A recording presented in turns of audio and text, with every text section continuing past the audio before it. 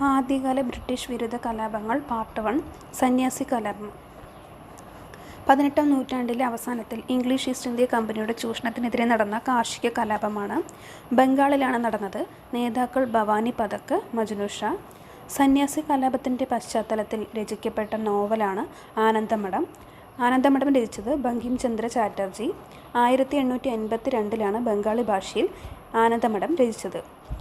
ആനന്ദമഠത്തിൽ പരാമർശിക്കുന്ന ബംഗാളിലെ ഗ്രാമമാണ് പദചിഹ്നം.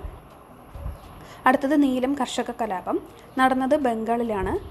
നടന്ന വർഷം 1859. നീലം കർഷക കലാപത്തിന് നേതൃത്വം നൽകിയവരാണ് ദിഗംബർ ബിശ്വാസും വിഷ്ണു ബിശ്വാസും. നീലം കർഷക കലാപത്തെക്കുറിച്ച് നാടകം രചിച്ചത് ദീനബന്ധു മിത്രയാണ്. നാടകത്തിൻ്റെ പേര് നീൽ ദർപ്പൺ. ഈ നീൽ ദർപ്പൺ രചിച്ച വർഷം 1860.